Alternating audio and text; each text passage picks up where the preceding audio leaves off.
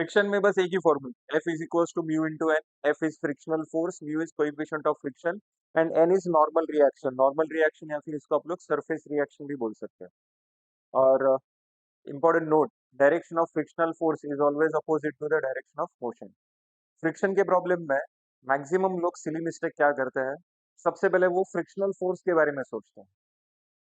ये सबसे बड़ा मिस्टेक है। फ्रिक्शन के प्रॉब्लम में सबसे पहले आपको डायरेक्शन ऑफ मोशन के बारे में सोचना है। एक बार आपको डायरेक्शन ऑफ मोशन पता चल गया, फ्रिक्शनल फोर्स का डायरेक्शन उसके अपोजिट लेना है। समझा? तो हर प्रॉब्लम में हमेशा सबसे पहले आपको डायरेक्शन ऑफ मोशन के बारे में सोचना है। कौन सा ब्लॉक कहाँ पर जा रहा है, अपवर्ड डायरेक्शन में जा रहा है, डाउनवर्ड्स डायरेक्शन में जा रहा है, लेफ्ट साइड जा रहा है, राइट साइड जा रहा है, ये अच्छे से पहले क्लियर कर। और फिर उसके बाद direction of frictional force. And सबसे इंपॉर्टेंट पार्ट, देखो फ्रिक्शन के प्रॉब्लम में ना हम लोग एक्सटर्नल फोर्स अप्लाई करते हैं। हर प्रॉब्लम में आपको, हर प्रॉब्लम मतलब मैक्सिमम प्रॉब्लम 99% आपको एक्सटर्नल फोर्स मिलेगा ही मिलेगा। किसी भी ब्लॉक के ऊपर मिलेगा, लैडर के ऊपर मिलेगा, ब्लॉक ए पर, ब्लॉक बी पर, और वहां पर लिखा रहेगा calculate the force P to required move the block A, move the block B, या फिर calculate force P required to stop the block, hold the system in equilibrium, ऐसा आएगा देखो, टू प्रिवेंट स्लिपिंग वगैरह ऐसा। तो दो ऑप्शंस रहेंगे, एक तो पी फोर्स आपने जो अप्लाई किया है वो मोशन स्टार्ट करने के लिए अप्लाई किया रहेगा, या फिर एक तो मोशन स्टॉप करने के लिए अप्लाई किया रहेगा। देखो अब ये कॉमन सेंस वाला कंसेप्ट है, ध्यान से देखो। अगर एक car right to left direction में जा रही है, एक फोर व्हीलर है जो राइट टू लेफ्ट डायरेक्शन में जा रही है, उसको मुझे स्टॉप करना है, स्टॉप। तो बताओ फोर्स कौन से डायरेक्शन में अप्लाई करो, लेफ्ट टू राइट डायरेक्शन में अप्लाई करोगे, अपोजिट डायरेक्शन में अप्लाई करोगे? करेक्ट, कॉमन सेंस का क्वेश्चन मैंने आपको पूछा था। तो इसका मतलब क्या है, जब भी आपको मोशन स्टॉप करने के लिए फोर्स अप्लाई करना हो, तब direction of applied force and direction of motion हमेशा कैसा रहेगा, अपोजिट रहेगा, opposite. Next, to start the motion, motion करने के लिए हमने फोर्स अप्लाई किया, तो जिस डायरेक्शन में आप लोग फोर्स अप्लाई करोगे उसी डायरेक्शन में मोशन होने वाला है, कॉमन सेंस की बात है। So to start the motion, direction of applied force and direction of motion, डॉम मतलब direction of motion, okay, direction of motion is same. कब? जब स्टार्ट करने के लिए अप्लाई करना, स्टॉप करने के टाइम कैसा रहेगा, अपोजिट में। क्लियर है ये सब? चलो तो एग्जांपल्स कर सकते हैं, बस इतना ही कंसेप्ट है फ्रिक्शन। क्लियर? लाइटर फ्रिक्शन से स्टार्ट करेंगे अपना प्लान, प्लान निकालते हैं।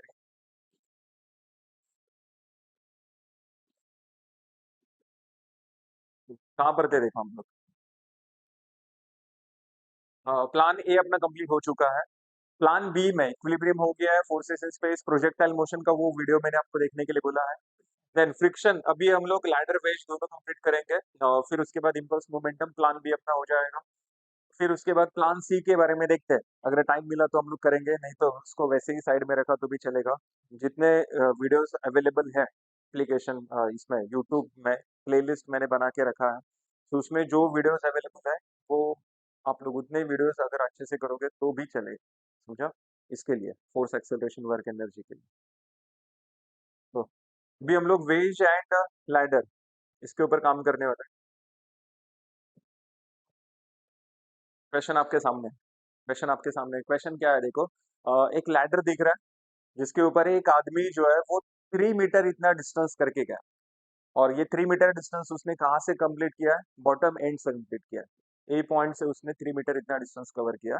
लैडर का टोटल लेंथ 4 मीटर है, लैडर का वेट 200 न्यूटन है। लैडर का वेट हम लोग हमेशा कहाँ पर कंसिडर करेंगे, सेंटर में कंसिडर, और बॉडी का वेट हम लोग हमेशा कैसे लेते हैं, वर्टिकली डाउनवर्ड्स। तो लैडर का वेट 200 न्यूटन, सेंटर में लिया 2 मीटर पर, और ये जो आदमी ऊपर की तरफ जा रहा है उसका वेट है 600 न्यूटन। और मैंने ए पॉइंट पर देखो पी फोर्स अप्लाई किया है, वो क्यों अप्लाई किया है वो एक बार अच्छे से क्लियर कर। क्वेश्चन में लिखा है देखो, find the force P required to prevent slipping, prevent, stop करने के लिए अप्लाई किया, तो बताओ स्टॉप करने के लिए, to stop the motion, direction of applied force and direction of motion is opposite, opposite. तो बताओ पी फोर्स मैंने कैसे अप्लाई किया, लेफ्ट टू राइट डायरेक्शन में अप्लाई किया, तो इसका मतलब ए पॉइंट का डायरेक्शन ऑफ मोशन कैसा है, राइट टू लेफ्ट है।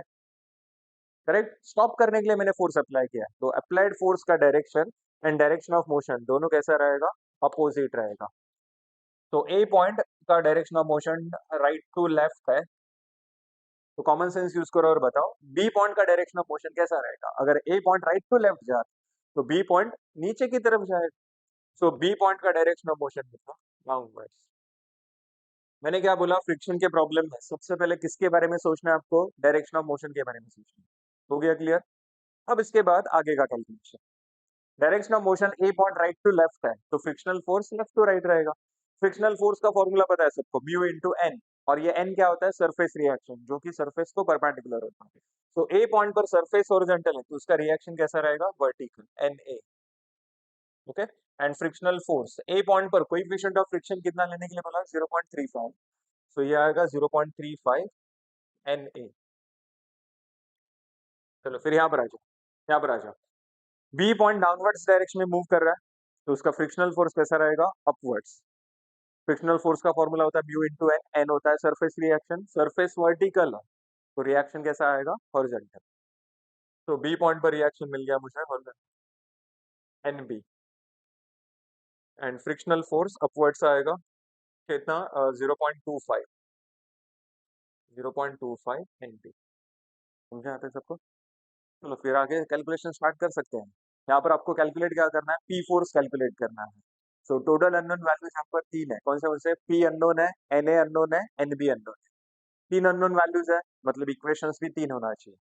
है अपने पास तीन equation, summation of F x है, समेशन ऑफ एफ वाई है, एंड समेशन ऑफ मूवमेंट भी है, मूवमेंट। तो मूवमेंट वाला जो इक्वेशन है वो लैडर फ्रिक्शन में ही यूज होता है। वेज फ्रिक्शन, ब्लॉक फ्रिक्शन में मूवमेंट वाला इक्वेशन यूज नहीं होता है, वहां पर बस दो इक्वेशन से ही काम होता है, F X and F Y से। मूवमेंट वाला इक्वेशन लैडर में भी आपको लेना है। चलो तो स्टार्ट करते हैं। Applying COE, conditions of equilibrium, that is summation of F X, summation of F Y, सब जीरो रहेगा। बताओ, समेशन ऑफ एफ एक्स से अगर मैं स्टार्ट करता हूँ तो कौन कौन आएगा इसमें, 0.35 एन ए, राइट साइड जा रहा है पॉजिटिव आएगा, 0.35 एन ए।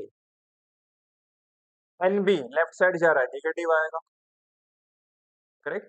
पी, पी राइट साइड जा रहा है, पॉजिटिव आएगा, plus P is equals to 0। ये बन गया इक्वेशन नंबर 1, है ना। इक्वेशन नंबर 1, तीन अननोन वैल्यूज है, N A, N B and P. चलो सेकंड इक्वेशन होगा समेशन ऑफ एफ वाई। बताओ समेशन ऑफ एफ वाई में प्लस एन ए, अपवर्ड जा रहा है, पॉजिटिव आएगा ना ये, प्लस एन ए। फिर उसके बाद 0.25 एन बी, ये भी अपवर्ड्स है, पॉजिटिव आएगा, 0.25 एन बी। आगे बताओ, 200 डाउनवर्ड्स है, 600 डाउनवर्ड्स है, सो ये नेगेटिव आएगा, -200 -600 इज इक्वल्स टू 0। अब ये दोनों को राइट साइड शिफ्ट करो, प्लस हो जाएगा, मतलब क्या आएगा equation, N A plus 0.25 N B is equals to 800। Equation number 2 हो गया ये। चलो दो इक्वेशंस तो हो गया, लेकिन अननोन वैल्यूज तो तीन है ना, तो इसके लिए मुझे और एक इक्वेशन की जरूरत है, वो मिलेगा मुझे समेशन ऑफ मूवमेंट से। समेशन ऑफ मूवमेंट के लिए पहले मूवमेंट सेंटर क्लियर करते हैं। मूवमेंट सेंटर किसको लेना है, मैंने आपको कल सपोर्ट रिएक्शन में बताया था। मूवमेंट सेंटर किसको लेते हैं, जहां से मैक्सिमम अननोन पास हो। तो अननोन तो यहाँ पर तीन है, कौन कौन से, पी अननोन है, एन ए अननोन है, एन बी अननोन। तो चेक करो मैक्सिमम अननोन कहाँ से पास हो रहा है, मैक्सिमम अननोन जो है वो ए से पास हो रहा है, एन ए पास हो रहा है और पी पास हो रहा है, करेक्ट। तो यहाँ पर हम लोग मोमेंट विद रिस्पेक्ट टू ए लेते हैं। अब मोमेंट कैलकुलेट करने के लिए मैंने आपको चार पॉइंट्स याद रखने के लिए बोला है। सबसे पहला पॉइंट है उसका formula, force into perpendicular distance. Second है direction, clockwise negative, anti clockwise positive. Third point है फोर्स वर्टिकल है, डिस्टेंस हॉरिजॉन्टल, फोर्स हॉरिजॉन्टल है, distance vertical. And fourth point, अगर कोई फोर्स मूवमेंट सेंटर से पास हो रहा है तो उसका मूवमेंट जीरो है। तो बताओ फिर, एनए का मूवमेंट जीरो, पी का मूवमेंट जीरो, 0.35 एनए का मूवमेंट जीरो, सभी के सभी ए पॉइंट से ही पास हो रहे हैं तो सबका मूवमेंट जीरो हो गया। तो कैलकुलेशन किसका करना है, 200 का, 600 का, एनबी का एंड 0.25 एनबी। समझो, चार फोर्स का मूवमेंट मुझे कैलकुलेट कर, तीन फोर्स का मूवमेंट तो जीरो हो गया, ये तीन फोर्स का मूवमेंट जीरो हो गया। चलो तो मूवमेंट कैलकुलेट करना है, फोर्स है मेरे पास, बस मुझे डिस्टेंस की जरूरत है, परपेंडिकुलर डिस्टेंस की। अब इसके लिए क्या करना है, ध्यान से देखो, सबसे इंटरेस्टिंग पार्ट ये, 200 वर्टिकल फोर्स है बराबर, 200 वर्टिकल फोर्स है, तो उसका मूवमेंट कैलकुलेट करने के लिए मुझे डिस्टेंस कौन सा लगेगा, हॉरिजॉन्टल। एक काम करता हूँ, ये ए पॉइंट ये बी पॉइंट दिया ना क्वेश्चन, इसको मैं ये मिड पॉइंट है, इसको एम पॉइंट एज्यूम करता हूँ। ये आदमी जहां पर खड़ा है इसको मैं डी पॉइंट एज्यूम। ओके। सो एम पॉइंट से मैंने एक वर्टिकल लाइन किया, एम पॉइंट से मैंने एक वर्टिकल लाइन किया, ये वर्टिकल लाइन सरफेस को जहां पर इंटरसेक्ट हुआ, यहाँ पर मैंने एक पॉइंट लिया, इसको नाम दिया मैंने ई। ओके, ई। बताओ 200 फोर्स वर्टिकल है, तो उसका मोमेंट कैलकुलेट करना है विथ रिस्पेक्ट टू ए, तो डिस्टेंस कौन सा लगेगा? हॉरिजॉन्टल लगेगा, दैट इज ए ई लगेगा। ए ई जो है वो 60 का एडजेसेंट साइड। अब एडजेसेंट साइड किसके कौन से फॉर्मूले में आता है? कॉस। तो कॉस 60, यहाँ पर हम लोग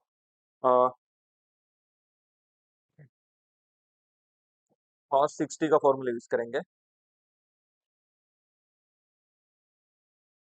बताओ, कॉस 60 इज इक्वल्स टू कौन सा? एडजेसेंट साइड इज ए ई ना, कौन हाइपोटेन्यूज कितना लेंगे? 2। तो ए ई आप लोग कैलकुलेट कर सकते हैं। A E is equals to 2 cos 60। Calculator में चेक करो। 2 2 कॉस 60, आंसर आता है 1 मीटर। बराबर, A E is equals to 1 metre. तो बताओ यहाँ पर 200 का मोमेंट कैलकुलेट करना है, so 200 into 1 and with respect to A, इसका डायरेक्शन ऑफ रोटेशन चेक करो कैसे। क्लॉकवाइज है, क्लॉकवाइज मतलब माइनस साइन। आगे 600 वर्टिकल फोर्स है, उसका मूवमेंट कैलकुलेट करना है, डिस्टेंस हॉरिजॉन्टल लगेगा। तो मैं यहाँ पर एक वर्टिकल लाइन बना रहा हूँ, वर्टिकल लाइन। तो यहाँ पर मुझे पॉइंट मिलेगा एफ, ये मैंने पॉइंट लिया एफ। अब 600 वर्टिकल फोर्स है, उसका मूवमेंट कैलकुलेट करना है, डिस्टेंस हॉरिजॉन्टल लगेगा, दैट इज ए एफ लगेगा। ए एफ जो है वो 60 का कौन सा? एडजेसेंट साइड है। तो अगेन cos 60 का फॉर्मूला यूज करेंगे। cos 60 adjacent side is A F upon hypotenuse. Hypotenuse इस बार कितना रहेगा? 3 रहेगा। तो ए एफ का कैलकुलेशन करो। 3 cos 60, आंसर आएगा 1.5 metre. Okay, so A F मिल गया 1.5 मीटर। तो बताओ आगे, 600 into A F, that is 1.5 and direction of rotation check करो with respect to A, clockwise है, माइनस साइन है। आगे 0.25 एनबी, ये भी वर्टिकल है, सो इसके लिए डिस्टेंस हॉरिजॉन्टल लगेगा। यहाँ पर मैं एक पॉइंट ले रहा हूँ, इसको मैंने नाम दिया जी, इसको मैंने नाम दिया जी।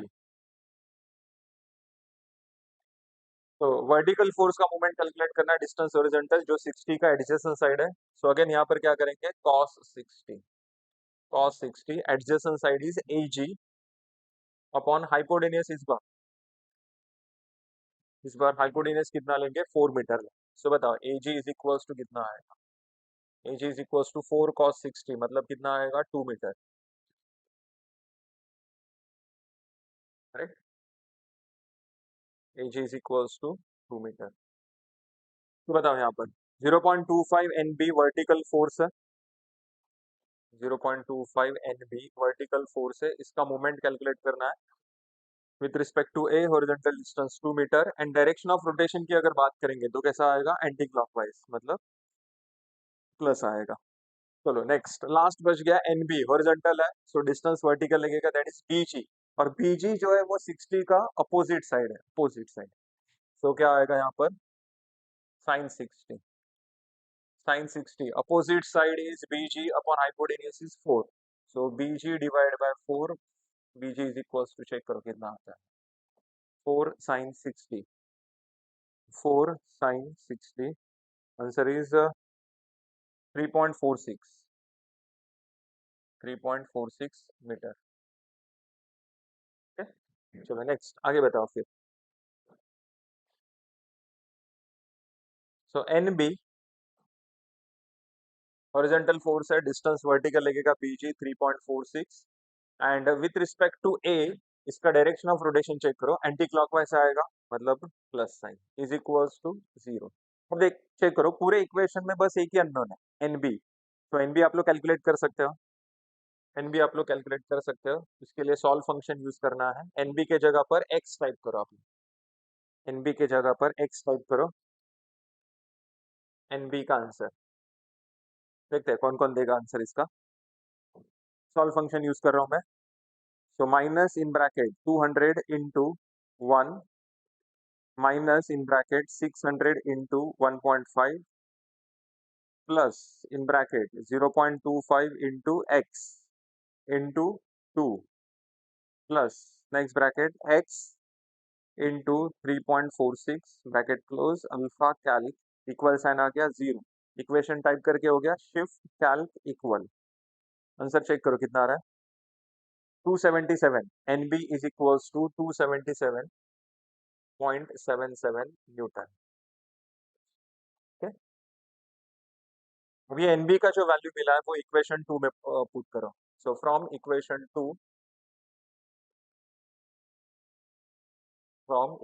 2 एन ए कैलकुलेट कर सकते हो आप लोग। एन ए तो 800 माइनस 0.25 इंटू 277.77 एन ए आ गया 730.55। ओके। और फिर उसके बाद हम लोग पी कैलकुलेट करेंगे। फ्रॉम इक्वेशन 1 पी का वैल्यू कैलकुलेट करते हैं। तो N B is 277.77 minus 0.35 into 730.55। तो पी का आंसर आ गया 22.07 न्यूटन। ये हो गया अपना फाइनल आंसर।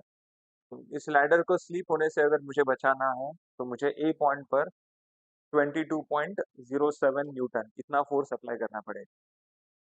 इससे कम फोर्स अप्लाई करूंगा मुझसे ये लैडर रुकने वाला नहीं है। ये लैडर स्लिप होने से मैं बचा नहीं सकता। अगर बचाना है तो इतना फोर्स तो अप्लाई करना है। चलो समझा सबको। चलो नेक्स्ट क्वेश्चन पर जाते हैं फिर।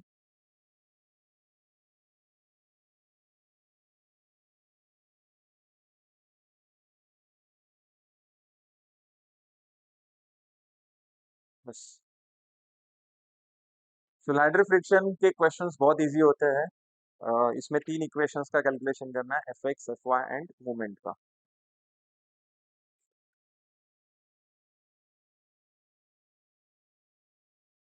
अभी जो लास्ट एग्जाम में क्वेश्चन आया था वो क्वेश्चन भी लेते हैं।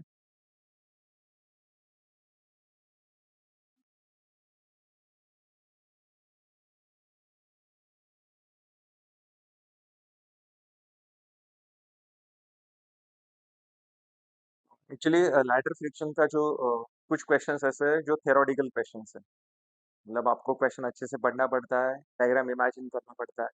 मैंने फर्स्ट क्वेश्चन ऐसा लिया जिसमें डायग्राम गिवन। ये क्वेश्चन एक बार आपने सॉल्व किया ना तो इसके आगे के जो थ्योरेटिकल क्वेश्चंस है उसमें डायग्राम इमेजिन करना थोड़ा इजी हो जाए। समझा।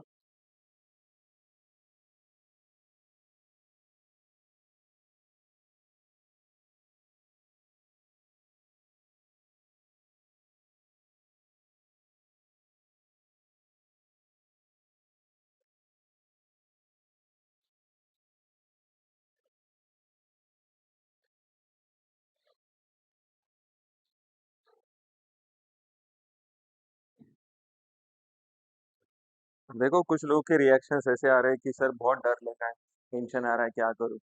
डर किसको लगेगा, टेंशन किसको लगेगा? जिसने पढ़ाई किया। और लगना भी चाहिए ना। जिसने कुछ पढ़ाई नहीं किया, जिसको कुछ पता ही नहीं है कि क्या होने वाला है कल, क्या है सिलेबस में, कुछ पता ही नहीं है, वो क्यों टेंशन ले। वो जाएगा बिंदास, उसको पता है क्या होने वाला है। समझा। लेकिन जिसने मेहनत किया है उसको ही डर लगने वाला है। उसको ही टेंशन आ रहा है कि अरे मेरे से कुछ सिली मिस्टेक तो नहीं होगा। मेरा कैलकुलेटर मुझे आंसर देगा कि नहीं, राइट आंसर देगा, रॉन्ग आंसर देगा। समझा। प्रेजेंटेशन मेरा अच्छा होगा क्या नहीं। ये सिली मिस्टेक मतलब इसके बारे में टेंशन रहेगा और वो होना भी चाहिए क्योंकि आप लोगों ने पढ़ाई की है। समझा। So question low. Uniform ladder uniform ladder rest with one and against a smooth vertical wall. Smooth vertical wall बोला है। मैं क्वेश्चन पढ़ रहा हूँ और डायग्राम यहाँ पर बना रहा हूँ क्योंकि क्वेश्चन लिखने में हम लोग टाइम वेस्ट नहीं करेंगे। अभी जो केटी एग्जाम हुआ था उसका क्वेश्चन है ये। आप लोग क्वेश्चन अच्छे से पढ़ो, आपको डायग्राम समझ में आ जाएगा।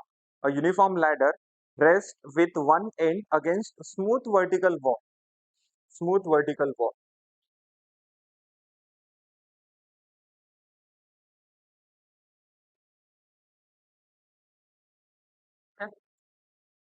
and the other end on the ground whose coefficient of friction is 0.5. Ground का कोएफिशिएंट ऑफ फ्रिक्शन दिया है 0.5। कोएफिशिएंट ऑफ फ्रिक्शन एग्जिस्ट कर रहा है मतलब ग्राउंड जो है वो रफ है, रफ। वॉल जो है वो स्मूथ है, स्मूथ मतलब यहाँ पर म्यू का वैल्यू कितना हुआ, 0। म्यू का वैल्यू 0 मतलब यहाँ पर फ्रिक्शनल फोर्स वगैरह कुछ एग्जिस्ट नहीं करेंगे। करेक्ट। सो फ्लोर का, ग्राउंड का म्यू दिया है 0.5। आगे बढ़ते हैं। whose coefficient of friction 0.5 if the inclination of ladder to the ground is 50 degree। Ladder का इंक्लिनेशन दिया है with respect to ground 50 degree.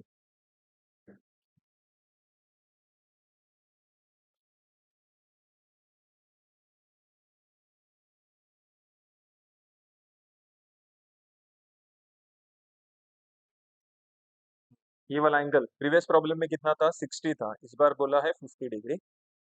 Next, find the position of man whose weight is same as ladder।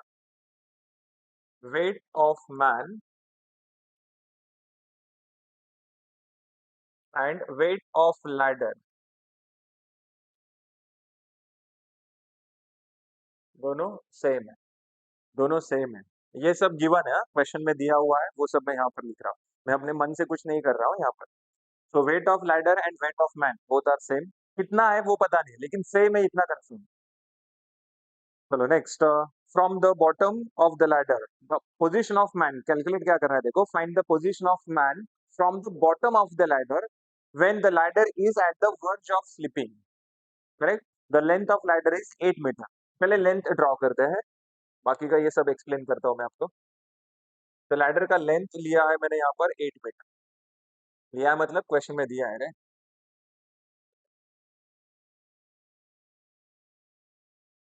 तो ladder का length मैंने question में दिया है 8 metre. Next, इसको मैं नाम देते हैं A B. A B, ladder का वेट दिया नहीं है, हम लोग एज्यूम करते हैं डब्ल्यू। ठीक है, लैडर का वेट डब्ल्यू एज्यूम करते हैं। और ये वेट हम लोग कहाँ पर एज्यूम करते हैं, सेंटर में एज्यूम करते हैं। सेंटर मतलब ये वाला डिस्टेंस कितना रहेगा, 4 मीटर। क्योंकि लैडर का टोटल लेंथ कितना बोला है, 8 मीटर। वेट हम लोग मिड पॉइंट पर एज्यूम, तो इसको मैं एम नाम दे रहा हूँ, मिड पॉइंट। करेक्ट। अब एक आदमी जो है, जैसे प्रीवियस प्रॉब्लम में एक आदमी जो है वो बॉटम एंड से कितना डिस्टेंस कवर कर रहा है, वो डिस्टेंस आपको कैलकुलेट करना है। सो एज्यूम करते हैं इस आदमी, ये आदमी यहाँ तक पहुंचा है। ओके, ये आदमी यहाँ तक पहुंचा है।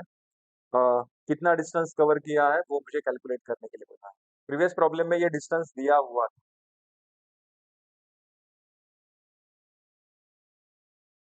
सो ये डिस्टेंस मैं एज्यूम कर रहा हूँ डी। अब इस आदमी का वेट कितना है? आदमी का वेट और लैडर का वेट दोनों सेम बोला है ना। सो आदमी का वेट डब्ल्यू है, लैडर का वेट डब्ल्यू।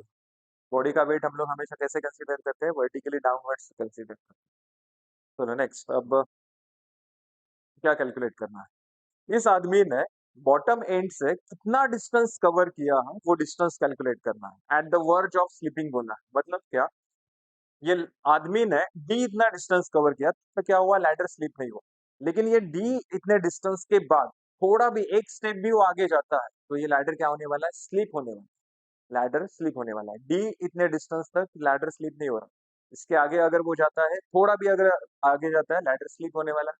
तो बताओ, लैडर अगर स्लिप होता है तो पॉइंट बी कैसे जाए, डाउनवर्ड्स डायरेक्शन में। पॉइंट बी का डायरेक्शन ऑफ मोशन कैसा रहेगा फिर, डाउनवर्ड्स। देखो हम लोग हमेशा सबसे पहले डायरेक्शन ऑफ मोशन के बारे में सोच रहे हैं।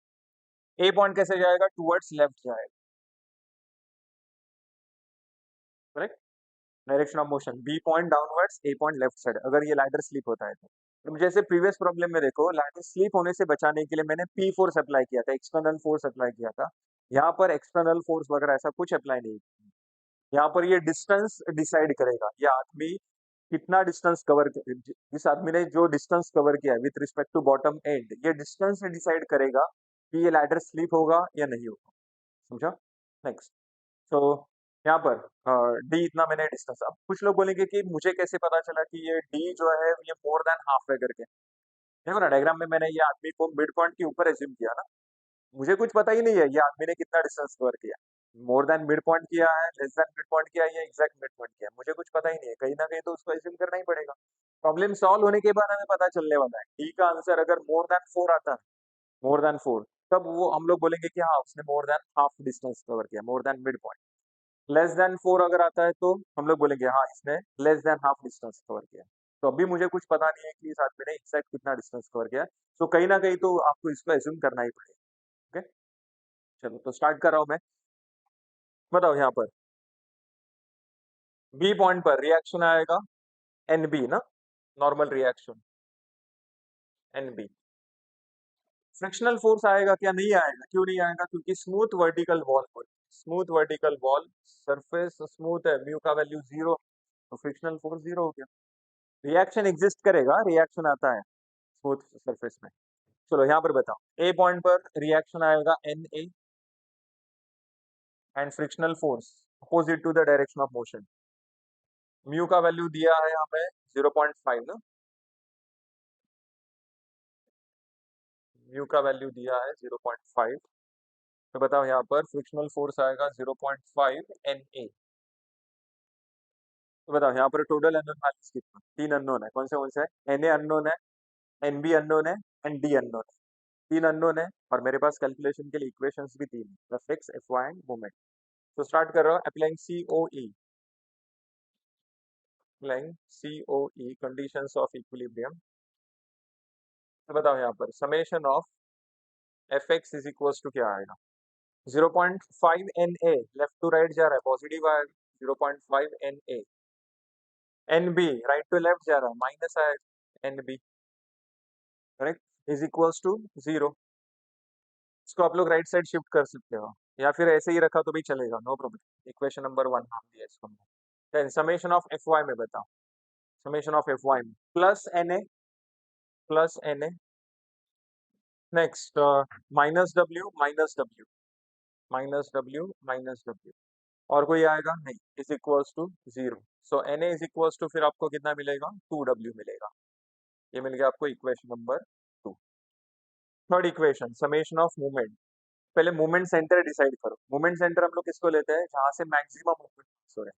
तो आप लोग बोलेंगे कि अरे ए पॉइंट से एन ए एक ही अननोन पास हो रहा है, बी पॉइंट से एन बी यहाँ से भी एक ही अननोन पास हो रहा है, दोनों में से एक ही अननोन पास हो रहा है, तो किसको मूवमेंट सेंटर लेंगे? यहाँ पर हम लोग मूवमेंट सेंटर ए को ही लेंगे। क्यों? क्योंकि ए पॉइंट से एन ए पास हो रहा है, अननोन है, प्लस ये जो डी है, डी डिस्टेंस, ये मैंने कैसा लिया है? With respect to bottom end लिया, bottom end with respect to A लिया। सो ये डी जो है ये with respect to A unknown है, तो ए पॉइंट पर दो अननोन वैल्यूज है, N A and D, correct. So इसलिए मूवमेंट सेंटर मैंने ए लिया। तो बताओ यहाँ पर एन ए का मूवमेंट 0, 0.5 एन ए का मूवमेंट 0, तो बच गया W, W, N B, 3 force बच गया ना, तीनों का मुझे मूवमेंट कैलकुलेट करना है। सेम प्रीवियस प्रॉब्लम के जैसा ही करेंगे। सबसे पहले यहाँ पर एक लाइन ड्रॉ कर रहा हूँ मैं, यहाँ पर एक वर्टिकल लाइन ड्रॉ किया, फिर यहाँ पर भी एक वर्टिकल लाइन ड्रॉ किया। ये वाला पॉइंट मैंने लिया डी, इसको नाम दिया ई, और इसको नाम दिया एफ, एफ। इस डब्ल्यू का मोमेंट कैलकुलेट करना है तो डिस्टेंस कौन सा लगेगा? हॉरिजॉन्टल एडी, जो 50 का एडजेसेंट साइड। सो अगेन यहाँ पर कौन सा फॉर्मूला यूज करेंगे? cos 50, adjacent side upon hypotenuse, adjacent side A D upon hypotenuse कितना आएगा इसमें? हाइपोटेन्यूज आएगा 4। सो बताओ एडी इज इक्वल्स टू कितना? 4 cos 50, टाइप करके देखो, 4 cos 50, आंसर आएगा 2.57।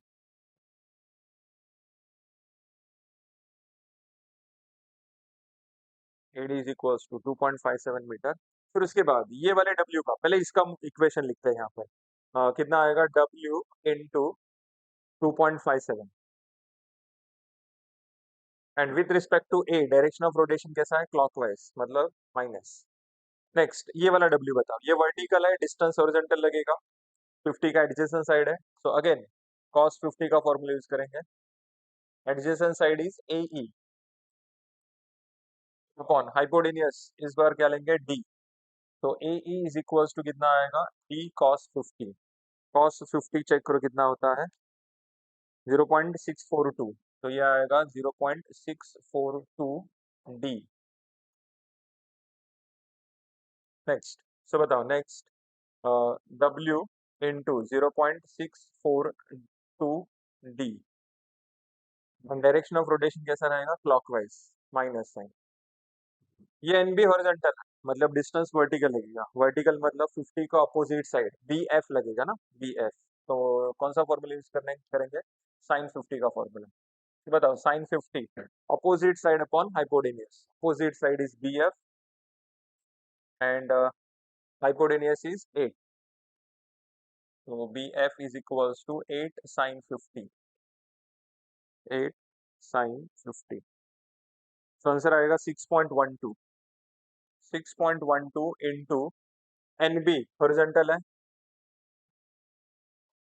डिस्टेंस मैंने वर्टिकल लिया, and direction of rotation with respect to A कैसा रहेगा, anti clockwise, positive is equals to 0। ध्यान से देखो, इस इक्वेशन में W है, D है, NB है, लेकिन देखो यहाँ पर इक्वेशन 1 में अगर यूज करता हो, फ्रॉम इक्वेशन 1, तो minus N B right side जाएगा, प्लस हो जाएगा, so 0.5 N A is equals to क्या आएगा, एन बी आएगा, एन बी। तो N A is equals to कितना, N A is equals to कितना है, 2W है ना, तो 0.5 इंटू एन ए का वैल्यू है 2W is equals to N B.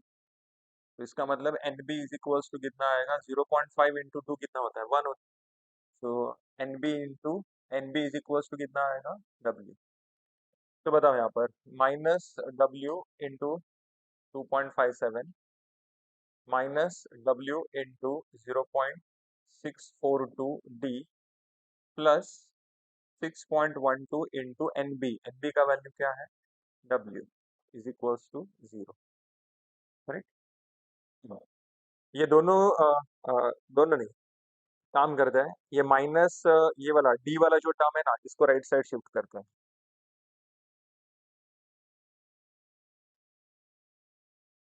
इसको नीचे शिफ्ट करता हूँ।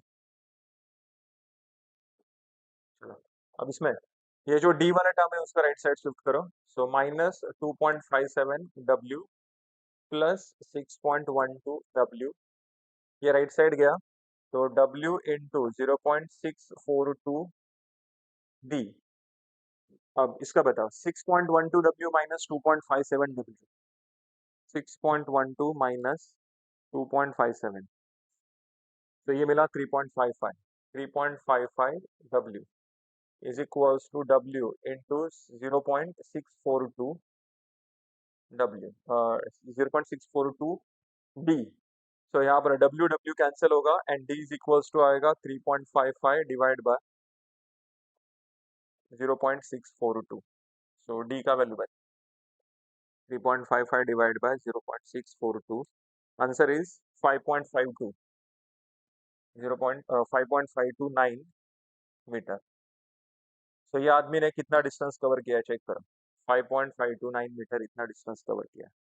तो इस क्वेश्चन में ऐसा डिफरेंट आपने क्या देखा, इस क्वेश्चन में सबसे इंपॉर्टेंट पार्ट था smooth vertical wall. Smooth vertical wall ये वर्ड यहाँ पर आ गया था इसलिए, वॉल पर देखो सिर्फ रिएक्शन आ गया, फ्रिक्शनल फोर्स एग्जिस्ट नहीं करेगा यहाँ पर, करेक्ट। एंड सेकंड चीज, weight of man and weight of ladder both are equal, ये भी सबसे इंपॉर्टेंट इन्फॉर्मेशन। कितना है वो पता नहीं है, वो दिया ही नहीं है क्वेश्चन में, लेकिन ये पता है कि आदमी का वेट और लैडर का वेट दोनों इक्वल है। अब ये इन्फॉर्मेशन से क्या हुआ, देखो लैडर का और आदमी का वेट दोनों इक्वल होने की वजह से क्या हुआ, यहाँ पर डब्ल्यू डब्ल्यू कैंसिल, अगर वेट सेम नहीं होता, ये कंडीशन अगर हमें पता नहीं होता, तो यहाँ पर फिर दो अननोन वैल्यूज, समझा, मतलब इक्वेशंस कम अननोन ज्यादा ऐसा होता फिर, समझा। देखो तुम लोग को स्टार्टिंग के 1.5 घंटे में ही पास होना है, 1.5 घंटे में पास होना है, सपोर्ट रिएक्शन एकदम परफेक्ट करके जा, भी ये लेक्चर खत्म होने के बाद है ना, सपोर्ट रिएक्शन के दो तीन एग्जांपल, दो तीन तीन चार एग्जांपल सॉल्व, तीन चार एग्जांपल ऐसे ही कोई भी रैंडमली सॉल्व करो उसको, समझा। या फिर अपने इसमें रैंडमली लेने से अच्छा मेरे अपने क्वेश्चन बैंक सॉल्यूशन में है, देखो सपोर्ट रिएक्शन भर भर के एग्जांपल्स है, तो उसमें का कोई भी तीन चार एग्जांपल लेने का बिना देखे सॉल्व करने का, और देखने का आंसर मैच हो रहा है, समझा। तो सपोर्ट रिएक्शन तीन चार एग्जांपल करो, सेंट्रोइड के तीन चार एग्जांपल करो, उसमें से क्वेश्चन बैंक में से ही करने का, जिसका सॉल्यूशन अवेलेबल है, ताकि आंसर वेरीफाई कर सके। सपोर्ट रिएक्शन तीन चार क्वेश्चन करो, सेंट्रोइड तीन चार क्वेश्चन करो, पैरेलल जनरल डिस्ट्रीब्यूटेड ये सिर्फ देखोगे तो भी चलेगा। समझ में आ रहा है? आईसीआर, आईसीआर के बहुत सारे एग्जांपल्स है वहां पर, वो क्वेश्चन बैंक में, वो भी एक बार अच्छे से देखो। ठीक है? ये एक बार पासिंग वाला कंफर्म हो गया ना अपना, फिर उसके बाद फिर उसके बाद मोशन कर्व्स लो, कर्विलिनियर लो, फोर्सेस इन स्पेस लो, फ्रिक्शन लो, ये सब टॉपिक एक एक एग्जांपल अगर सॉल्व करते हो, आज पूरी रात आपको जगना है, पूरी रात। समझा?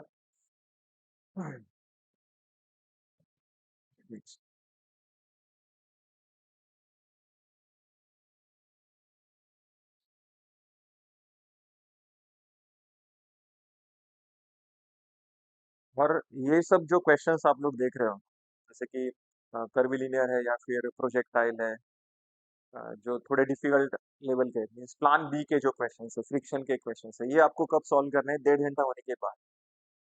मतलब ये सब जब क्वेश्चंस आप लोग अटेम्प्ट करने के लिए लोग हैं, तब आप लोग ऑलरेडी पास हुए रहेंगे ना। मतलब वो पासिंग वाला जो टेंशन रहेगा तुम लोग के दिमाग में, वो निकल गया रहेगा। फिर चेक करो तुम लोग का कॉन्फिडेंस कौन से लेवल पर जाता है। एक बार वो टेंशन गया ना पासिंग वाला, फिर कितना भी डिफिकल्ट प्रॉब्लम आने तो तुम लोग बोले अरे हाँ चल अपने देखने से, समझो। और ये सब प्रॉब्लम्स में हम लोग 50% भी करेक्ट सॉल्व करते हैं, 50% भी, वो भी एक दो मार्क्स मिल जाते हैं। ऐसा भी अगर आप लोग करते हो ना, एक दो मार्क्स मिलता है, तो भी आप लोग इजीली 40-45 तक जा सकते हैं। वर्स्ट कंडीशन की बात कर रहा हूँ मैं, वर्स्ट कंडीशन की। समझो?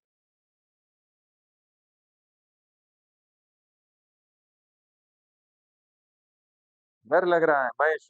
डर किसको लगता है जिसने पढ़ाई किया?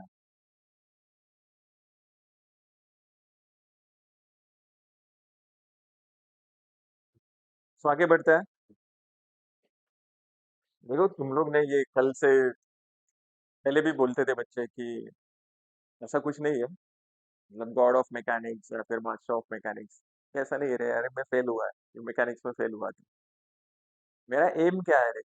मतलब मेरा, आर के सर का, सबका एम क्या है? हम लोग जब इंजीनियरिंग में थे, कुछ लोग बोलते हैं कि मैंने आईआईटी से इंजीनियरिंग किया है, मैंने ये कॉलेज से इंजीनियरिंग किया है, प्राउड फील करते हैं। करना भी चाहिए, क्योंकि अच्छे अच्छे कॉलेज में से अगर वो इंजीनियरिंग, हम लोग नहीं थे रे। हम लोग का फर्स्ट एम क्या था? आर के सर का, मेरा, मतलब आप लोग जब कॉलेज से, आपका जब एडमिशन प्रोसेस चालू था, तब आपका एम क्या था? मुझे अच्छा प्लेसमेंट वाला कॉलेज चाहिए, अच्छा प्लेसमेंट वाला, है ना? अच्छा प्लेसमेंट, अच्छा कॉलेज चाहिए, अच्छा मतलब जहाँ पर बहुत सारे प्लेसमेंट के लिए कंपनी है। फिर वो कितना भी दूर रहने दो, फीस कितना भी रहने दो, कुछ टेंशन नहीं। हम लोग का क्राइटेरिया क्या था? हम लोग का क्राइटेरिया था कि हमें ऐसे कॉलेज में जाना है जिस कॉलेज में सबसे कम फीस रहेगा, सबसे कम फीस। मेरा आर के सर का कॉलेज का नाम है Rajaram Shinde college of engineering. Rajaram Shinde college of engineering जो है चिपळूण, कोकण रीजन में आता है। उस कॉलेज का बस एक ही प्लस पॉइंट है, बस एक ही प्लस पॉइंट, बाकी उस कॉलेज के बारे में बताने जैसा ऐसा कुछ है ही नहीं। बस एक ही प्लस पॉइंट है, वो कॉलेज मुंबई यूनिवर्सिटी के अंडर, बस। बाकी उसके बारे में बताने जैसा कुछ नहीं। तो हम लोग उस कॉलेज का फीस है, फीस था उस टाइम 16,000 रुपीज, 16,000 रुपीज फीस था। और इसलिए हम लोगों ने वो कॉलेज सिलेक्ट किया। फाइनेंशियल कंडीशन बहुत खराब थी। घर वाले घर वाले तो उनको पता भी नहीं कि, मेरे पापा को अगर आज भी आप लोग पूछोगे कि मैं कौन सा इंजीनियर हूँ, वो पता भी नहीं। तो वो उनको बस इतना पता है कि हाँ ये इंजीनियर है करके। समझा? तो घर वाले इतना कुछ पढ़े लिखे नहीं है, और उनको कुछ पता भी नहीं रहता था। बस एक चीज था हम लोग के पास, मेहनत करनी, जान तोड़, मतलब जी लगा कि एकदम जान गया तो भी चले, लेकिन मैं यहाँ से उठेगा। समझा? ये जब तक तुम लोग के अंदर नहीं आता है, तब तक बहुत डिफिकल्ट है फिर। समझा? तो हम लोग का जो, हाँ, चलो। तो हम लोग का जो कॉलेज लाइफ जो था, उसमें कुछ अलग ही लेवल था। तो हम लोग, मतलब इतने, हम लोगों ने ये सब बाद में इम्प्रूव किया है। हम लोग इतने गए गुजरे थे, हर टीचर हम लोग को गाली देता था, हर टीचर। और टीचर इतना इरिटेट, मतलब क्या बोलते हैं उसको, मतलब असाइनमेंट फाड़ देना, सबमिशन नहीं करना, बहुत हैरेसमेंट चालू था हम लोग का, बहुत हैरेसमेंट। हम लोगों ने ऐसा डिसाइड किया था कि ऐसा टीचर बनेंगे, ऐसा टीचर बनेंगे कि इनको दिखा देंगे कि टीचर क्या है।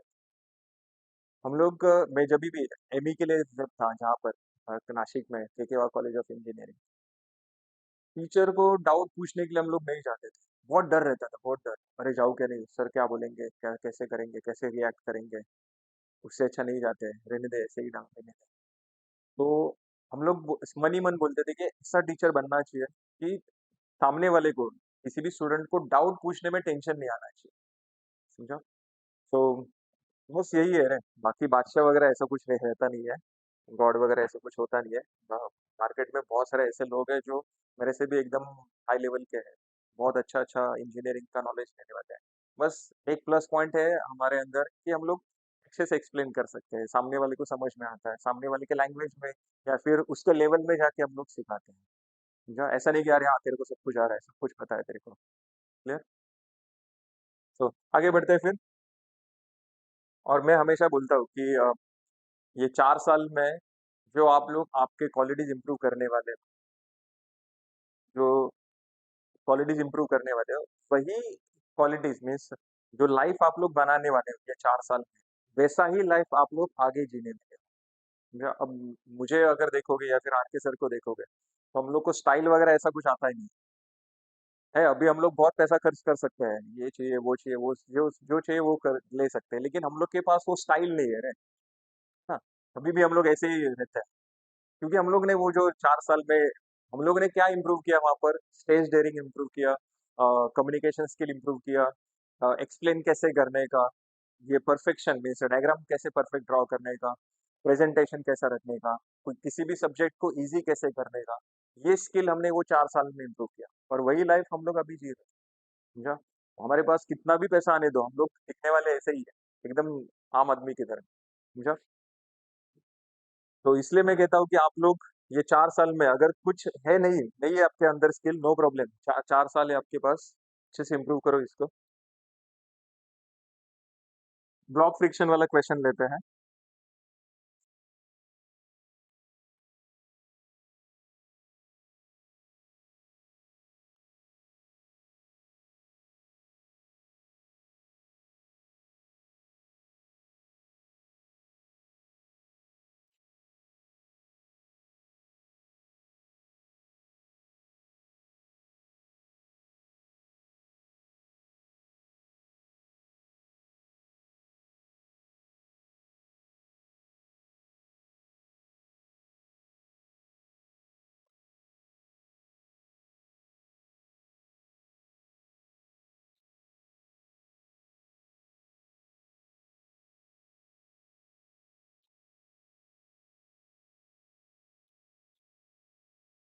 हम लोग भी ये डायग्राम अच्छे से ड्रॉ करो।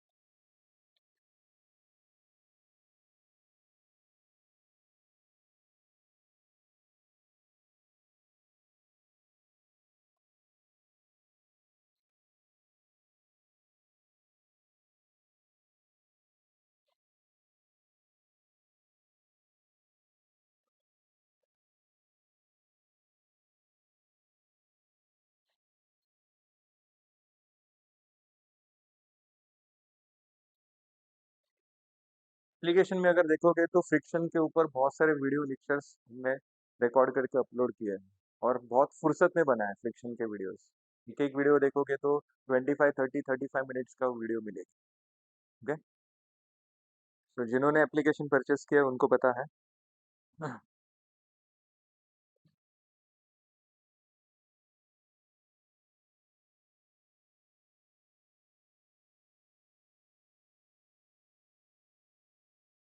तो आगे बढ़ते हैं। Find the force P required to move the block B in a downwards direction. इस बार P फोर्स हमने क्यों अप्लाई किया है, वो अच्छे से क्लियर करो। इसके पहले जो हमने लैडर का फर्स्ट क्वेश्चन सॉल्व किया था उसमें क्या बोला था? Find the force P required to prevent slipping. Motion stop करने के लिए फोर्स अप्लाई किया था, तो उसमें direction of motion and frictional force दोनों अपोजिट था। लेकिन यहाँ पर देखो मोशन स्टार्ट करने के लिए फोर्स अप्लाई किया। तो अप्लाइड फोर्स मैंने कैसे डाउनवर्ड्स डायरेक्शन में अप्लाई किया, सो ब्लॉक बी भी मुझे कैसे मूव करना है, downwards. So direction of motion and applied force दोनों का डायरेक्शन सेम है। चेक करो, ब्लॉक बी अगर डाउनवर्ड्स मूव कर रहा है तो ब्लॉक ए कैसे मूव करेगा, अपवर्ड्स मूव करेगा। दोनों को कनेक्ट करने के लिए मैंने केबल यूज किया। अब केबल है मतलब यहाँ पे क्या रहेगा, टेंसाइल फोर्स है, टेंशन। करेक्ट। तो क्वेश्चन ये है कि यहाँ पर कौन से ब्लॉक का पहले कैलकुलेशन करना है। जैसे हमने सुबह देखो इक्विलिब्रियम के जो क्वेश्चंस देखे, दो स्पीयर वाला क्वेश्चन, उसमें हमने स्पीयर का अलग अलग कैलकुलेशन किया, स्पीयर ए का स्पीयर बी का सेपरेट। उसमें मैंने आपको लॉजिक क्या बताया था, जिसमें मिनिमम अननोन वैल्यूज है उसका कैलकुलेशन पहले स्टार्ट करना है। तो सेम वैसे ही यहाँ पर भी जिसमें मिनिमम अननोन वैल्यूज है उस ब्लॉक का कैलकुलेशन पहले स्टार्ट करो। चेक करो, ब्लॉक ए में रिएक्शन आएगा ना, सरफेस रिएक्शन एंड केबल का टेंशन है, दो अननोन वैल्यूज है। ब्लॉक बी में सरफेस रिएक्शन आएगा, टेंशन आएगा एंड पी आएगा, अननोन वैल्यूज तीन हो गया। तो इसका मतलब पहले मुझे ब्लॉक ए का कैलकुलेशन स्टार्ट करना चाहिए, जिसमें सिर्फ दो अननोन वैल्यूज है, ब्लॉक बी में तीन अननोन। म्यू का वैल्यू अगर देखोगे तो म्यू दिया है 0.4, 0.4 फॉर ब्लॉक ए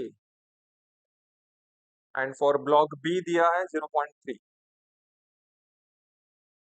दोनों के लिए अलग अलग दिया है, कभी कभी सभी के लिए सेम कोएफिशिएंट ऑफ फ्रिक्शन दिया रहता है, तो यहाँ पर इस बार अलग अलग दिया है। तो स्टार्ट कर रहा हूँ मैं, सबसे पहले ब्लॉक ए का एफबीडी यहाँ पर हम लोग बनाएंगे।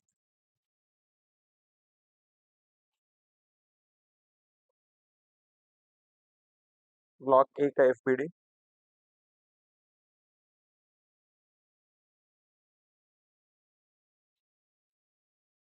इंक्लाइन सरफेस पर है। अब ध्यान से सुनो मैं क्या बोलूँ, जब भी ब्लॉक आपको इंक्लाइन सरफेस पर मिलेगा तब आपको वहां पर एक्सिस एडजस्ट करना है। भी एक्सिस एडजस्ट करना मतलब क्या, एक्सिस एडजस्ट करना मतलब यहाँ पर आपको एक्स एक्सिस जो हम लोग हॉरिजॉन्टली ड्रॉ करते हैं, वो एक्स एक्सिस आपको इस सरफेस को पैरेलल ड्रॉ करना है, सरफेस को पैरेलल। इससे अपने कैलकुलेशंस बहुत इजी हो जाते हैं। जैसे कि ये बन गया एक्स एक्सिस, बराबर। एक्स एक्सिस को परपेंडिकुलर ये क्या ड्रॉ करेंगे हम लोग, वाई एक्सिस। तो ये एक्स एक्सिस हो गया, ये वाई एक्सिस हो गया। बताओ ब्लॉक ए कैसे मूव कर रहा है, अपवर्ड डायरेक्शन में। मैंने क्या बोला था, हमेशा सबसे पहले डायरेक्शन ऑफ मोशन के बारे में सोचना। तो ब्लॉक ए का डायरेक्शन ऑफ मोशन कैसा है, अपवर्ड्स। तो फ्रिक्शनल फोर्स कैसा रहेगा, डाउन। फ्रिक्शनल फोर्स डाउनवर्ड्स कितना आएगा, 0.4 एन ए। एन ए जो है वो सरफेस रिएक्शन, सरफेस को परपेंडिकुलर, एन ए सरफेस को परपेंडिकुलर। फिर उसके बाद ब्लॉक का वेट वर्टिकली डाउनवर्ड्स लेंगे, कितना, 500 न्यूटन। और यहाँ पर टेंशन आएगा, मैंने केबल कनेक्ट किया ना, टेंशन का डायरेक्शन कैसा रखना है, away from the body, tension लेने का नहीं, टेंशन देने का, बराबर। तो यहाँ पर देखो सरफेस रिएक्शन हो गया, फ्रिक्शनल फोर्स हो गया, टेंसाइल फोर्स हो गया एंड ब्लॉक का वेट भी हो गया। ध्यान से देखो, ये एक्सिस एडजस्ट करने की वजह से P जो है वो अलॉन्ग एक्स एक्सिस मिल गया, 0.4 Na along X axis, Na along Y axis मिल गया। लेकिन ये 500 वो दिख रहा है वर्टिकल, लेकिन with respect to X axis Y axis वो कैसा है, इंक्लाइंड है। जब इंक्लाइंड है तो उसको रिजॉल्व करना पड़ेगा, और रिजॉल्व करने के लिए उसका एंगल पता होना चाहिए। तो एंगल के लिए देखो क्या करना है, एंगल के लिए देखो क्या करना है।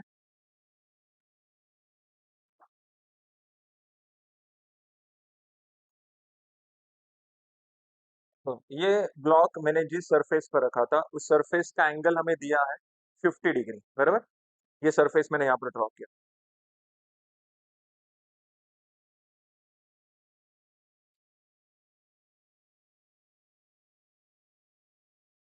नेक्स्ट, अब यहाँ पर ये एंगल हमें दिया था 50 डिग्री, बराबर। ये वाला एंगल कितना है, 90 डिग्री। तो ये 90 है, ये 50 है, तो ये वाला एंगल कितना आएगा, 40 डिग्री। ट्राइंगल के तीनों एंगल का एडिशन कितना होना चाहिए, 180 होना चाहिए। करेक्ट, ये वाला राइट एंगल ट्राइंगल हमने लिया। अब ये मेरे पास और एक राइट एंगल ट्राइंगल है। देखो ना, ये ब्लॉक का वेट वर्टिकल है ना, वर्टिकल मतलब यहाँ पर एंगल कितना बनेगा, 90। ये 90 है, ये 40 है, तो ये वाला एंगल कितना, 50 आएगा। तो इसका मतलब क्या, इसका मतलब क्या, इंक्लाइन सरफेस का जो एंगल आपको दिया रहता है, वही angle same to same angle आपको यहाँ पर लेना रहता है, लेकिन वो विथ रिस्पेक्ट टू कैसा लेना रहता है, वाई एक्सिस लेना रहता है। तो देखो, आपको ये सब एक्सप्लेन करने की जरूरत नहीं है, ये सब एग्जामिनर को सब पता रहता है। तो जो इंक्लाइन सरफेस का एंगल है ना, सेम वही एंगल आपको डायरेक्ट यहाँ पर लिखना है। ये सब शो करते मत बैठो, टाइम वेस्ट नहीं।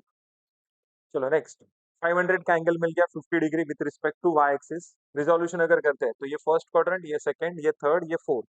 सो 500 थर्ड क्वाड्रेंट में जा रहा है। थर्ड क्वाड्रेंट मतलब उसका X component negative, Y component negative. तो बताओ, जिसका एंगल उसका कॉस, 500 का एंगल 50 वाई के साथ है, तो वाई में कॉस, एक्स में क्या आएगा, साइन।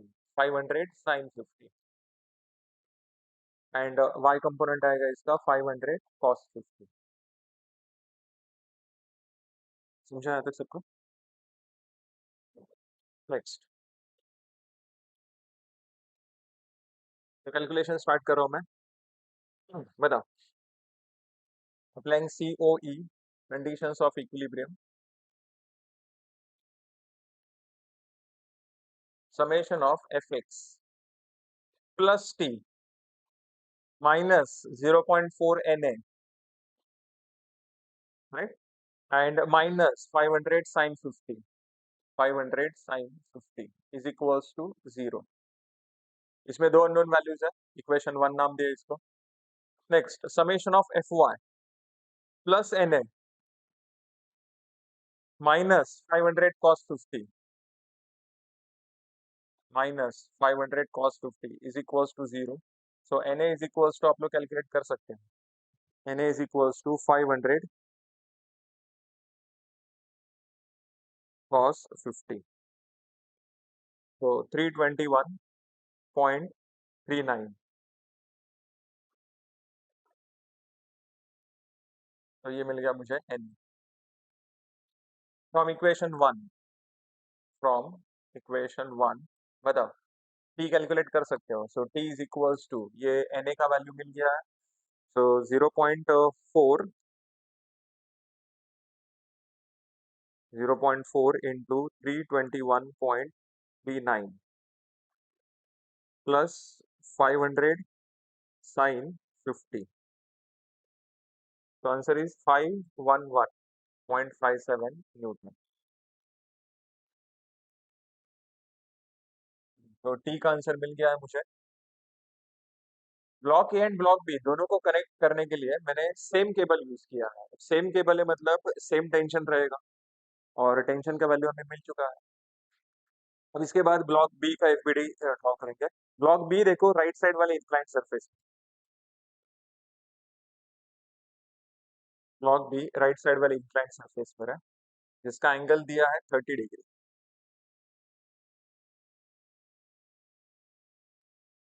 तो यहाँ पर भी एक्सिस एडजस्ट करेंगे। एक्स एक्सिस जो है वो सरफेस को पैरेलल लेना है, एक्स एक्सिस को परपेंडिकुलर, ये वाई एक्सिस लेंगे यहाँ पर।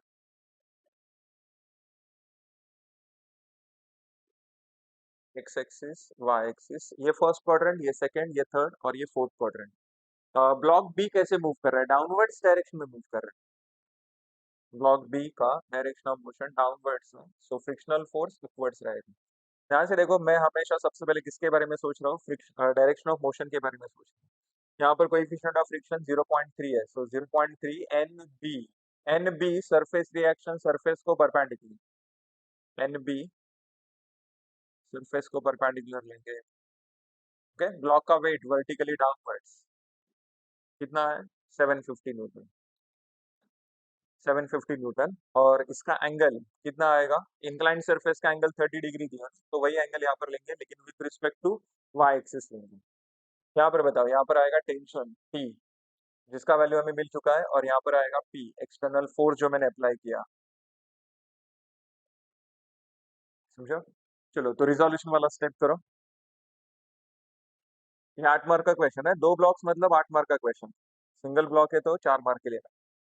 तो ये आएगा 750 साइन 30। ठीक है, और ये आएगा 750 cos 30। Angle with respect to Y है ना, तो वाई में कॉस, एक्स में साइन हो गया। Next, summation of F Y. अब मैंने यहाँ पर देखो थोड़ा सा दिमाग लगाया। समेशन ऑफ एफ एक्स का इक्वेशन अगर मैं लिखता हूँ तो उसमें एन बी आएगा, पी आएगा, दो अननोन वैल्यूज आएंगे। लेकिन अगर मैं समेशन ऑफ एफ वाई का इक्वेशन पहले लिखता हूँ, समेशन ऑफ एफ वाई, तो उसमें पी नहीं आएगा, उसमें सिर्फ एन बी आएगा, मतलब एक ही अननोन। तो पहले मैं मुझे समेशन ऑफ एफ वाई का कैलकुलेशन करना चाहिए। So plus N B minus 750 cos 30 is equals to 0। So इससे आपको एन बी का आंसर मिल जाएगा 750 cos 30। सो आंसर आएगा 649.51।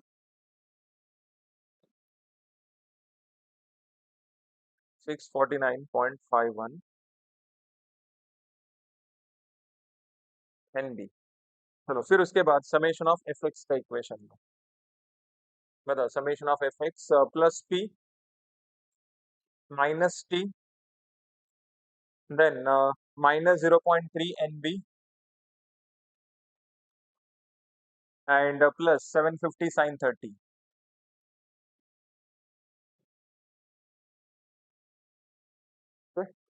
तो यहाँ पर पी का आंसर आपको मिल सकता है, एनबी है मेरे पास, पी है मेरे पास, इज इक्वल्स टू 0 ना, इज इक्वल्स टू 0।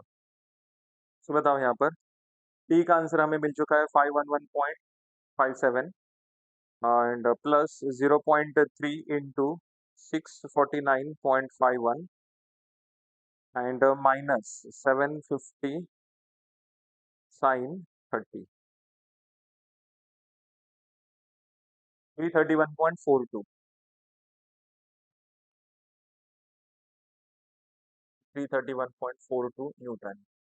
तो इतना फोर्स अगर मैं अप्लाई करता हूँ ब्लॉक बी के ऊपर, ब्लॉक बी को मैं डाउनवर्ड्स डायरेक्शन में इजीली मूव कर सकता हूँ। ओके, आगे बढ़ते हैं।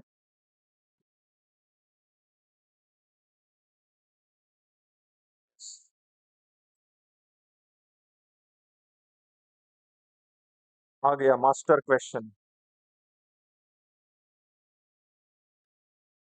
मतलब ये क्वेश्चन के बिना तो फ्रिक्शन कभी होता ही नहीं।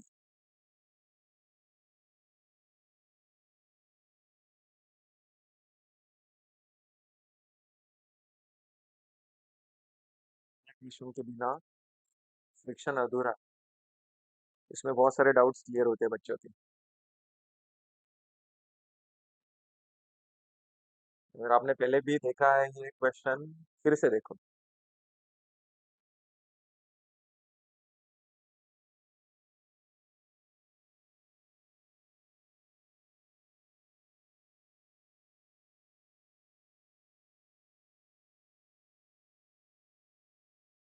और देखो मैंने कोई केबल वगैरह कनेक्ट नहीं किया ब्लॉक ए ब्लॉक बी के बीच में, मतलब इसमें टेंशन वगैरह कुछ नहीं रहा है। इसमें देखो म्यू का वैल्यू अलग अलग दिया है, फ्लोर के लिए दिया है 0.25, between two blocks 0.2 and at wall दिया है 0.3। ओके, तो क्वेश्चन में बोला है डिटरमाइन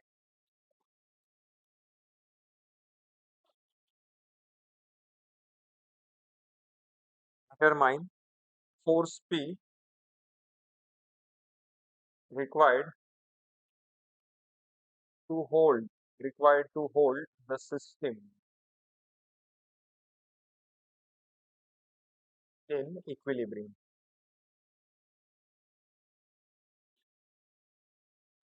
तो बताओ, इस बार मैंने फोर्स क्यू अप्लाई किया है, इस बार मैंने फोर्स क्यू अप्लाई किया है to hold the system. Hold मतलब स्टॉप करने के लिए अप्लाई किया। तो बताओ ना, मैंने फर्स्ट लेक्चर फर्स्ट स्टार्टिंग में ही बताया था यहाँ पर, अगर मोशन स्टॉप करने के लिए फोर्स अप्लाई कर रहे हैं तो direction of applied force and direction of motion हमेशा कैसा रहेगा, अपोजिट रहेगा। तो बताओ यहाँ पर मैंने पी फोर्स क्यों अप्लाई किया? टू होल्ड, स्टॉप करने के लिए अप्लाई किया है। तो पी फोर्स मैंने राइट टू लेफ्ट अप्लाई किया, मतलब ब्लॉक बी कैसे मूव कर रहा है? लेफ्ट टू राइट मूव कर रहा है, अपोजिट डायरेक्शन ऑफ मोशन रहेगा ना। क्यों? क्योंकि मैंने पी फोर्स क्यों अप्लाई किया है? To stop the motion, stop the motion. चलो, तो ये कंफर्म हो गया कि ब्लॉक बी जो है वो लेफ्ट टू राइट मूव कर रहा है। अब ब्लॉक बी अगर लेफ्ट टू राइट मूव कर रहा है तो ब्लॉक ए कैसे जाएगा? ब्लॉक के नीचे की तरफ जाएगा। कॉमन सेंस वाले क्वेश्चन है ये सब। तो ब्लॉक ए डाउनवर्ड्स डायरेक्शन में मूव कर रहा है, block B left to right move कर रहा है, बराबर। अब यहाँ पर भी ब्लॉक्स का सेपरेट कैलकुलेशन करना है, लेकिन कौन से ब्लॉक का कैलकुलेशन पहले स्टार्ट करना है, कौन सा बाद में करना है, सेम लॉजिक है। जिसमें मिनिमम अननोन वैल्यूज है उसका कैलकुलेशन पहले स्टार्ट। तो ब्लॉक ए में देखो, यहाँ पर वॉल का रिएक्शन आएगा। वॉल इस बार स्मूथ नहीं दिया है, वॉल का है ना coefficient of friction, so wall इस बार कैसा है? रफ है। फ्रिक्शनल फोर्स आएगा, रिएक्शन भी आएगा वहां पर, वॉल का रिएक्शन आएगा। एक्सटर्नल रिएक्शन कहते हैं ना इसको हम लोग, बॉडी एंड सरफेस के बीच का reaction. Block A and B दोनों के बीच में भी एक रिएक्शन रहेगा। दो ब्लॉक्स के बीच में, दो बॉडीज के बीच में कौन सा रिएक्शन होता है? Internal reaction. ब्लॉक बी में इंटरनल रिएक्शन आएगा यहाँ पर, जो कि ए और बी दोनों में कॉमन है। यहाँ पर एक रिएक्शन आएगा और पी आएगा। मतलब क्या? ब्लॉक बी में 3 अननोन वैल्यूज है एंड ब्लॉक ए में 2 ही अननोन वैल्यूज है। मतलब पहले मुझे ब्लॉक ए का कैलकुलेशन करना पड़ेगा। समझा? चलो फटाफट रिप्लाई चाहिए। क्लियर है? ब्लॉक ए कैसे मूव कर रहा है? डाउनवर्ड्स। एंड ब्लॉक बी कैसे मूव कर रहा है? लेफ्ट टू राइट मूव कर रहा है। इसमें किसी को डाउट है? फटाफट रिप्लाई चाहिए मुझे, फास्ट।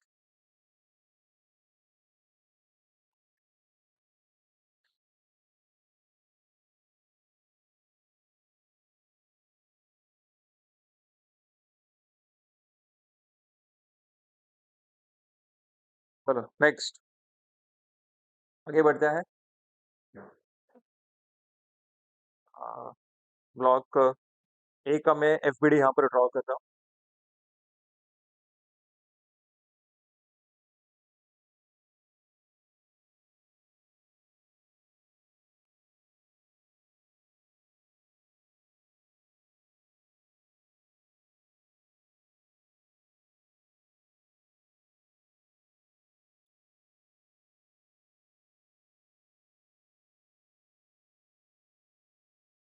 नेक्स्ट, ये ब्लॉक ए के ये जो चार साइड्स है, ये upper lower left side right side, ये जो चार साइड्स है उसमें से कौन से साइड पर फ्रिक्शन हो रहा है वो पहले क्लियर कर। लेफ्ट साइड वाले वर्टिकल सरफेस पर एंड राइट साइड वाले इंक्लाइंड सरफेस पर, ये दो साइड में ही फ्रिक्शन हो रहा है, अपर लोअर में फ्रिक्शन नहीं हो रहा है, बराबर। तो ब्लॉक का डायरेक्शन ऑफ मोशन कैसा है? डाउनवर्ड्स ना, डाउनवर्ड्स। तो ये मिल गया डायरेक्शन ऑफ मोशन। तो फ्रिक्शनल फोर्स कैसा रहेगा? अपवर्ड्स रहेगा। यहाँ पर भी डायरेक्शन ऑफ मोशन कैसा है? डाउनवर्ड्स। तो फ्रिक्शनल फोर्स कैसा रहेगा फिर? अपवर्ड्स। फ्रिक्शनल फोर्स का formula mu into N, mu का वैल्यू है 0.3, सो 0.3 इंटू एन वन लेते हैं, N one. N one is surface reaction, surface को परपेंडिकुलर, सरफेस वर्टिकल है, रिएक्शन हॉरिजॉन्टल राइट। ब्लॉक का वेट दिया है 500 न्यूटन, वर्टिकली डाउनवर्ड्स लेंगे इसको। नेक्स्ट, इस इंक्लाइंड सरफेस पर रिएक्शन सरफेस को परपेंडिकुलर, ये लिया मैंने N2, इंटरनल रिएक्शन N2 जो कि सरफेस को कैसा है? परपेंडिकुलर। और यहाँ पर क्या लेंगे? Frictional force. फ्रिक्शनल फोर्स का direction opposite to the direction of motion, 0.2 N2, क्योंकि यहाँ पर कोएफिशिएंट ऑफ फ्रिक्शन 0.2 दिया है और यहाँ पर 0.3 दिया है। डायग्राम एक बार अच्छे से देखो। रिएक्शन हो गया, फ्रिक्शनल फोर्स हो गया, रिएक्शन हो गया, फ्रिक्शनल फोर्स हो गया, ब्लॉक का वेट भी हो गया। चलो आगे बढ़ते हैं। अब N1 हॉरिजॉन्टल है, 0.3 N1 वर्टिकल, ये वर्टिकल है, ये दो इंक्लाइंड है। इंक्लाइंड है मतलब इनको रिजॉल्व करना पड़ेगा, और रिजॉल्व करने के लिए उनके एंगल्स मुझे पता होनी चाहिए। तो एंगल्स पता है, कैलकुलेट कर सकते हैं। इस इंक्लाइंड सरफेस का एंगल देखो कितना दिया है? 60 डिग्री दिया है, 60 डिग्री। पहले मुझे एक बात बताओ, ये N2 जो है ये सेकंड क्वाड्रेंट की तरफ जा रहा है, सेकंड क्वाड्रेंट की तरफ। तो सेकंड क्वाड्रेंट में x नेगेटिव होता है, y पॉजिटिव होता है, बराबर। x negative and y positive. चलो बताओ, इस इंक्लाइंड सरफेस का एंगल कितना दिया है? 60 डिग्री। ये एंगल 60 डिग्री दिया है, ये टोटल 90 है, सो 90 माइनस 60 ये कितना आएगा फिर? 30।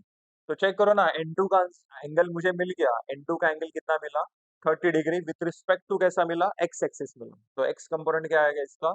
N2 cos 30, and y component क्या आएगा इसका? N2 sin 30। समझा? नेक्स्ट, 0.2 एंड कौन से क्वाड्रेंट की तरफ जा रहा है? फर्स्ट क्वाड्रेंट की तरफ जा रहा है, फर्स्ट क्वाड्रेंट की तरफ। फर्स्ट क्वाड्रेंट में क्या होता है? एक्स पॉजिटिव होता है, वाई पॉजिटिव होता है, correct? X positive, Y positive.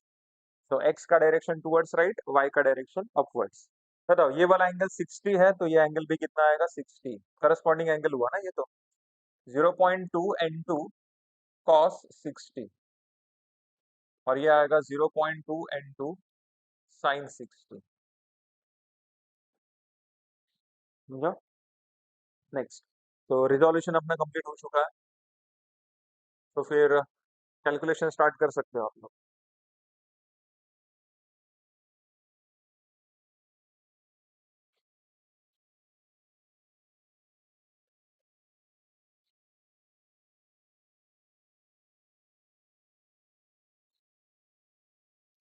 तो applying C O E, summation of F X का इक्वेशन चेक करो क्या आएगा। Plus n1,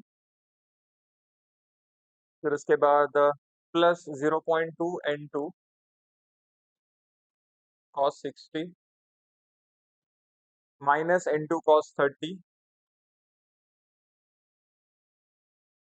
is equals to 0। ये दोनों में n2 कॉमन है, so n1 plus in bracket 0.2 cos 60 minus cos 30 n2 is equals to 0, equation number 1. Then summation of fy is equals to, check करो, plus 0.3 n1,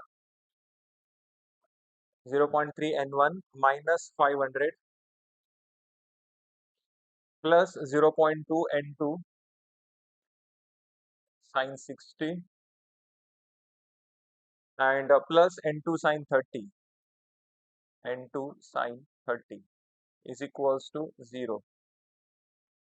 अब इसमें 500 right side shift करो, ये दोनों में n2 कॉमन है। तो क्या आएगा फिर यहाँ पर? 0.3 n1 plus 0.2 sine 60 plus sine 30 n2 is equals to 500, equation number 2। तो ये दो इक्वेशंस हम लोग कैलकुलेटर में सॉल्व कर सकते हैं। इक्वेशन सॉल्व करना है, दो अननोन वैल्यूज है। n1 का coefficient 1, then 0.2 cos 60 minus cos 30, then 0 equals to 0। Second equation में 0.3, then 0.2 sin 60 plus sin 30 and 500। n1 आ गया 424, 424.14 एंड n2 का आंसर आ गया 553.7। समझा सबको?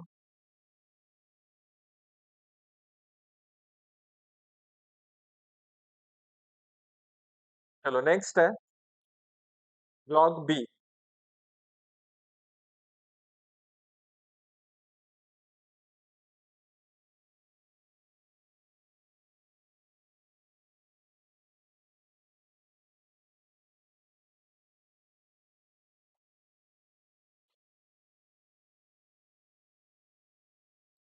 बताओ, log b के जो चार साइड है उसमें से कौन से साइड पर फ्रिक्शन हुआ?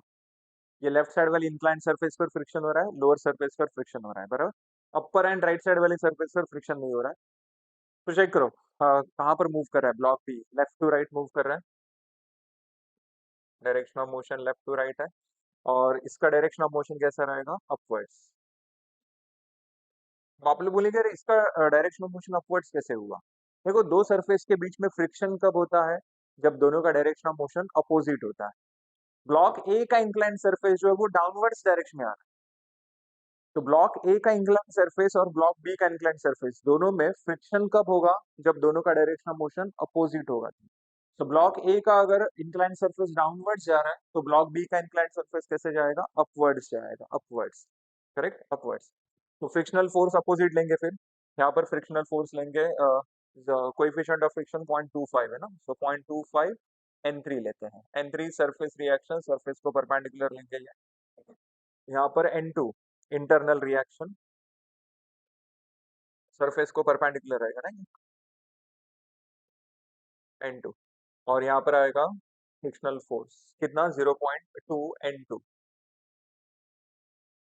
ब्लॉक का वेट कितना दिया 1000, वर्टिकली डाउनवर्ड्स लेंगे इसको। चलो आगे बताओ। N2 कौन से क्वाड्रेंट में जा रहा है? N2 जा रहा है फोर्थ क्वाड्रेंट में। फोर्थ क्वाड्रेंट मतलब X component positive, Y component negative. X component positive, Y component negative. ये वाला एंगल हमें कितना दिया है 60 डिग्री। ये एंगल अगर 60 है तो ये एंगल भी कितना आएगा 60। ऐसे एंगल को हम लोग अल्टरनेट एंगल कहते हैं। ये 60 है, ये 90 है, तो ये वाला कितना आएगा 30 डिग्री।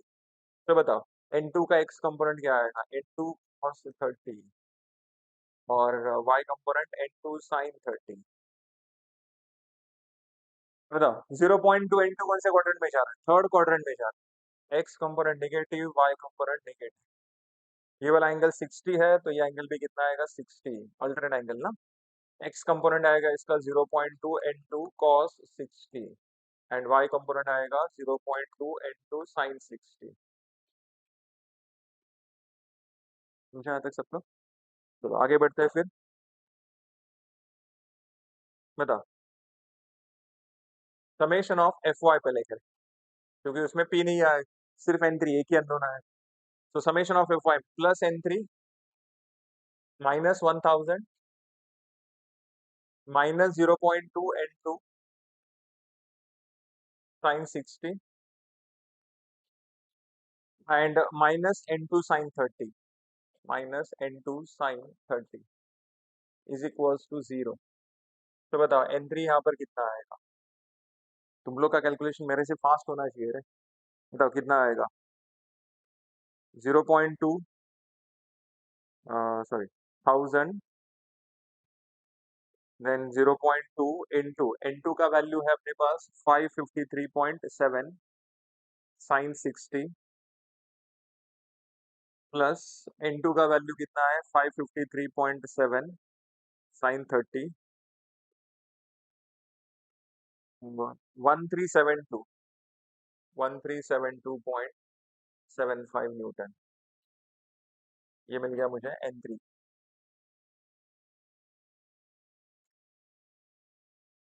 आगे summation of F X. Summation of F x में क्या क्या आएगा? माइनस पी आएगा, माइनस 0.25 N3 आएगा, देन प्लस N2 cos 30 आएगा। देखो ये इसके जैसा ही लग रहा है, इक्विलिब्रियम के जैसा ही लग रहा है। इक्विलिब्रियम फ्रिक्शन दोनों सिमिलर ही तो है, बस फ्रिक्शन में एक्स्ट्रा टर्म क्या आता है, फ्रिक्शनल फोर्स आता है। Minus 0.2 N2 cos 60 minus 0.2 N2 cos 60 is equals to 0। तो बताओ P इज इक्वल्स टू कितना? वैल्यूज आपके सामने है। माइनस 0.25 इंटू N3 है 1372.75 plus N2 cos 30 553.7 cos 30 minus 0.2 into N2 का वैल्यू है 553.7 cos 60। P is equals to 80.96, अरे sorry P is equals to आ गया 80.96 न्यूटन। फटाफट रिप्लाई चाहिए, समझा सबको यस और नो? तो इस सिस्टम को अगर मुझे होल्ड करना है, इस सिस्टम को अगर मुझे होल्ड करना है तो मुझे इतना फोर्स अप्लाई करना पड़ेगा। चलो समझा सबको?